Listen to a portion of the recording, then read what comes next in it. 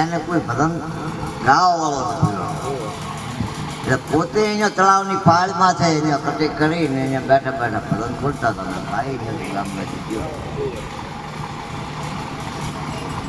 એટલે આ બેઠો બેઠો સાંભળે ને આ ભજન ગાવે. એટલે આણે ભજન ગાતે ગાતે કીધું ભાઈ કોઈ શું સાંભળે તો કે મને કોઈ સાંભળાવવા કહી દો. આ ગવરાવા વાળો કોઈ મને ભૂલું તો મારે આ ભજન જવાય પેટમાં ઉતારવો. ગામમાંથી આવે કોઈ દૂધ પીવું લઈ દૂધ પીવું પાવે અને આ બે જણા ભજન ગાવે ખાવું પીવું 20,000 છડકો ભજન દીધો એ દીધો બોલ્યો બેઠો બેઠો ગાવે આ પેટમાં ઉતારે.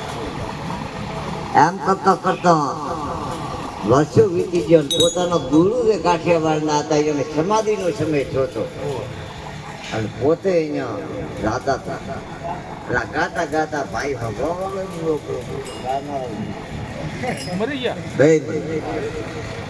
બે મરી ગયા. એટલા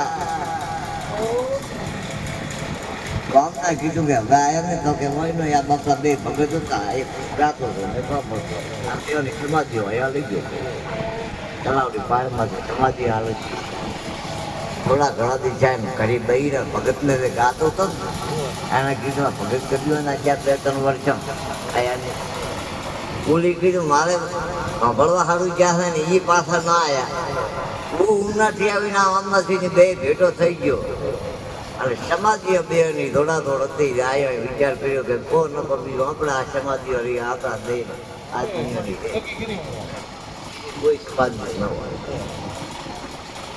એટલે ગામના બોલાયા કે ભાઈ કોઈ ભગત આવ્યા હતા કે ભજન ગાતા હતા બે મરી ગયા. એક ભરતો તો કે સમાધિઓ કરો અમારે એના હાડખો ઓળખવાનો હાડખો શું ઓળખા તો કદી સમાધિ દીધી હવે શું હાડખો ના કહી તો હું એ ચમચમ કે મારે જે ઘરનો ધણી હતો ને એ ભજન ખૂબ ગાતો ગાવી ગાવીને એના શેઠની અંદર નહાડીને આપણે ગાડીઓમાં હાડખો છે એમાં ખાળીઓ પડી ગઈ.